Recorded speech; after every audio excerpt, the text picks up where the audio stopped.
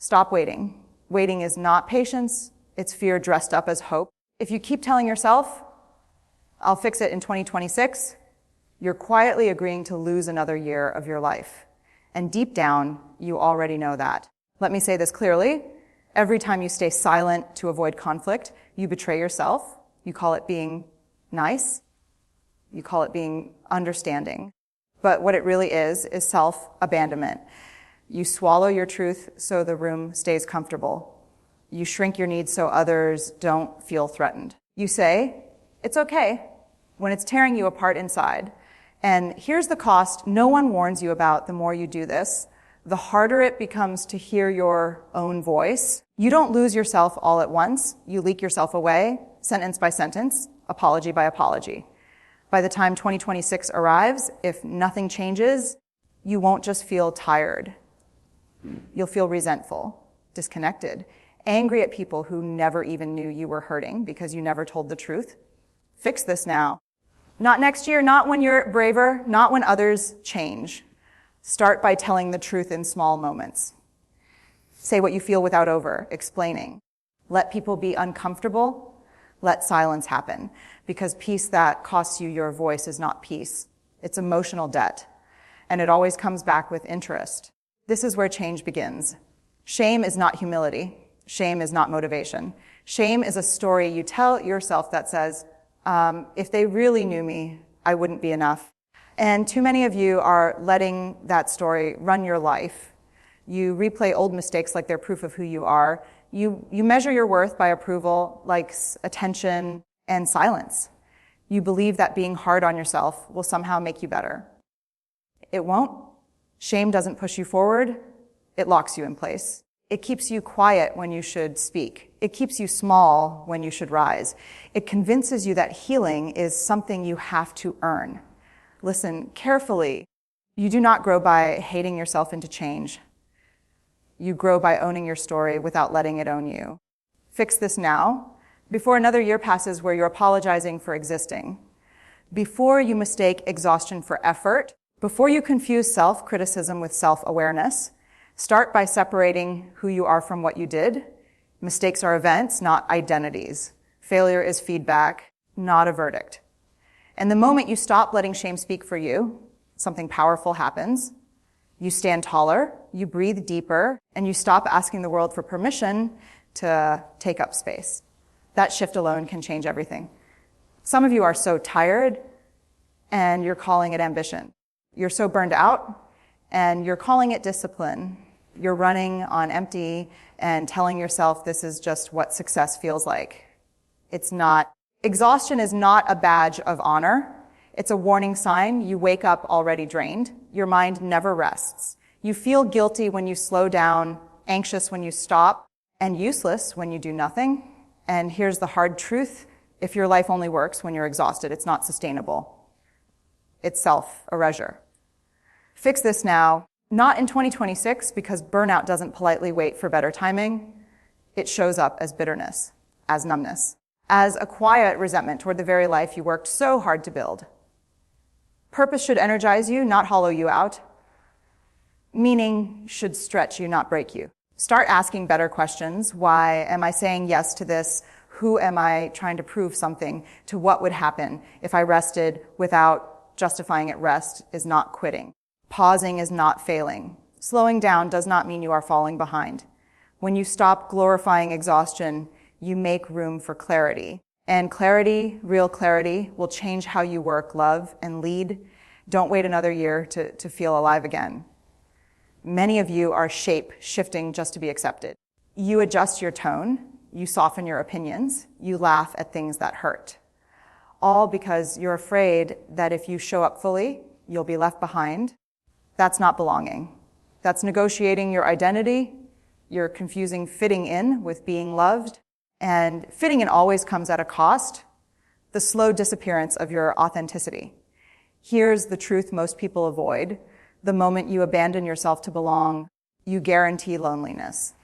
Because even if they stay, you're not really there. Fix this now, before another year passes where you feel invisible in rooms full of people. Before you keep blaming yourself for relationships that only work when you stay small.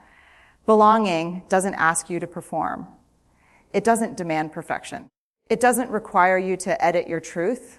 Start by letting yourself be seen messy, unsure, honest. Say what you actually think, like what you actually like. Stand where you actually stand. Some people will walk away. Let them. Because the ones who stay will see you, not the version you created to survive. And that kind of belonging doesn't drain you. It anchors you. You already know which conversation you're avoiding. The one that tightens your chest. The one you rehearse in your head and then silence at the last moment. You tell yourself, now isn't the right time. You wait for clarity, calm, certainty. But what you're really waiting for is courage. Avoidance feels safe, but it's expensive. It costs you honesty. It costs you intimacy. It costs you relief. Every unspoken truth becomes emotional clutter. It leaks into your sleep, your tone, your patience. You start snapping over small things because the big thing never gets said. Fix this now before another year passes in quiet resentment. Before your body carries the stress your mouth refuses to release. Hard conversations don't destroy relationships. Silence does. Start small, but start honest. Use clear words. Speak from your experience, not your anger. Let it be awkward. Let it be imperfect. You are not responsible for how others react to your truth. You are only responsible for telling it with integrity. Relief doesn't come from being understood. It comes from being real. Fear is clever. It doesn't always scream. It whispers. It sounds reasonable. It sounds responsible. It sounds like this just isn't the right time. You call it being practical. You call it being cautious. But underneath all that logic is a quiet terror of being seen, failing, or wanting more. Fear convinces you to wait until you're ready. Here's the truth: ready is not a feeling. It's a decision. If you keep letting fear lead, 2026 will look exactly like today, just heavier with regret. Same dreams, same excuses, same almost fix this now by naming fear for what it is. Not wisdom, not discernment. Fear. Ask yourself, what would I do if I trusted myself just a little more? What am I protecting? And what is it costing me? Courage is not the absence of fear. It's moving forward while your hands are shaking. Take one step. Send the message. Apply. Speak up. Begin before you feel brave.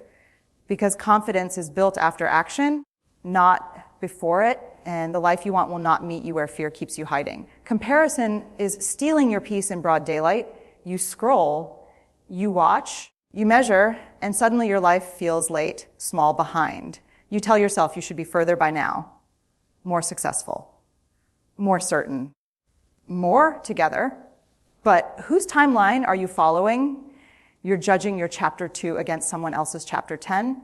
You're ignoring the context, the privilege, the unseen struggle, and worst of all, you're rushing a life that was never meant to be hurried. Fix this now before urgency turns into despair, before pressure replaces joy. Before you confuse speed with progress. There is no universal schedule for becoming, no deadline for healing, no expiration date on your purpose. Growth is not linear. Some seasons are for building, some are for breaking, some are for resting. Start measuring your life by alignment, not applause, by honesty, not highlights, by how grounded you feel, not how impressive you look. The moment you stop racing others, you start hearing yourself again, and that clarity. It's worth more than any timeline you're trying to beat. Some of you are exhausted because you're carrying everyone else's emotions, their expectations, their disappointments, their unresolved pain. You were taught that being strong means absorbing everything, that love means over-functioning, that saying no makes you selfish. It doesn't. You are not responsible for managing other people's comfort. You are not the keeper of everyone's happiness. And you are not required to bleed just to prove you care. Fix this now before resentment hardens your heart, before compassion turns into obligation, before kindness becomes self-sacrifice. Start noticing where your boundaries leak, where you say yes out of guilt, where you apologize for needing space. Boundaries are not walls. They're clarity. They tell people where you end and they begin. Let others carry their own weight. Let them feel their own feelings. Let them grow through their own discomfort. When you stop carrying what isn't yours, you don't become cold. you become free. So many dreams stay buried because you're waiting to feel confident first. You tell yourself, once I believe in myself, then I'll begin. But confidence doesn't come before action. It follows it. You're treating worthiness like a reward instead of a birthright. You think you have to earn rest, love, success, and visibility. So you keep proving and probing and exhausting yourself. Fix this now before another year passes in hesitation. Before potential becomes regret. You don't wake up one day suddenly feeling enough. You decide you are, and then you move. Act while you're unsure. Speak while your voice shakes. Show up before you feel ready. Waiting for worthiness is a trap. It keeps you stuck in preparation mode, forever almost living. The bravest people you admire, they didn't feel fearless. They felt afraid and chose themselves anyway. The moment you act from self-trust instead of self-doubt, your life begins to shift. If nothing changes, nothing changes. And waiting for 2026 to fix what hurts today is a quiet form of self-betrayal. You don't need a new year. You don't need permission. You don't need to become someone else before you begin. The truth is simple and uncomfortable. Your life will only change the moment you decide that staying the same is more painful than stepping forward. You already know what needs fixing: the habits that drain you, the silence that costs you, the fear that keeps negotiating your dreams down to something smaller, safer, quieter. Fix it now, not perfectly, but honestly, not loudly, but consistently, one brave choice at a time. Let go of the version of you that survives by shrinking. Choose the version that shows up, imperfect, courageous, and real. Because courage isn't a personality trait, it's a practice. And every time you choose yourself, you strengthen it. Don't wait for 2026 to become the year you finally live. The moment you've been waiting for isn't coming. It's already here. And it's asking you to begin